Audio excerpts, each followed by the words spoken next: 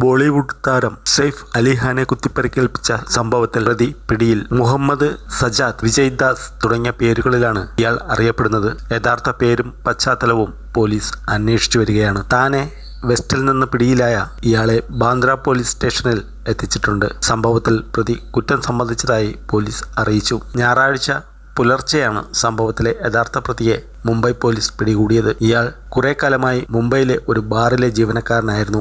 താനെയിൽ metro നിർമ്മാണ തൊഴിലാളികൾക്കൊപ്പമായിരുന്നു നിലവിൽ ഇയാൾ ജോലി ചെയ്തിരുന്നത്. അവിടുത്തെ ഒരു ലേബർ ക്യാമ്പിൽ നിന്നാണ് ഇയാളെ പിടികൂടിയത്. നേരത്തെ കേസുമായി ബന്ധപ്പെട്ട് ഛത്തീസ്ഗഡിൽ നിന്ന് ഒരാളെ പോലീസ് പിടികൂടിയിരുന്നു. മുംബൈ പോലീസ് അയച്ച ഫോട്ടോയുമായി സാമ്യമുള്ളതിനെ തുടർന്നാണ് RPF കസ്റ്റഡിയിലെടുത്തത്. എന്നാൽ ഇയാൾക്ക് സംഭവവുമായി ബന്ധമില്ലെന്ന് പിന്നീട് തെളിഞ്ഞു. വ്യാഴാഴ്ച പുലർച്ചെയാണ് ബാന്ദ്രയിലെ വസതിയിൽ അതിക്രമിച്ചു കയറി സെയ്ഫ് അലി ഖാനെ ആക്രമിച്ചത്.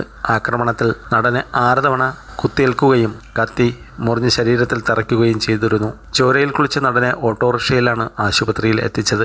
ആക്രമണശേഷം പ്രതി വീട്ടിൽ നിന്ന് രക്ഷപ്പെടുന്ന CCTV ദൃശ്യങ്ങൾ പോലീസ് പുറത്തുവിട്ടിരുന്നു. കുട്ടികളുടെ മുറിയിൽ കള്ളൻ കയറിയെന്ന് സഹായികളിൽ ഒരാൾ അറിയിച്ചതിനെ തുടർന്നാണ് സെയ്ഫ് മുറിയിലെത്തിയത്. തുടർന്ന് നടന്ന ഏറ്റുമുട്ടലിലാണ് പ്രതി സെയ്ഫ് അലി ഖാനെ കുത്തിപ്പരിക്കേൽപ്പിച്ചത്. ശരീരത്തിൽ 6 തവണയാണ് കുത്തേറ്റത്. ഗുരുതരമായ പരിക്കിൽ നിന്ന് തലനാരിഴയ്ക്കാണ് സെയ്ഫ് അലി ഖാൻ രക്ഷപ്പെട്ടതെന്ന് ഡോക്ടർമാർ പറഞ്ഞു. 5 മണിക്കൂർ നീണ്ട ശസ്ത്രക്രിയയ്ക്കൊടുവിലാണ് ശരീരത്തിൽ കുടുങ്ങിയ കത്തി നീക്കം ചെയ്തത്.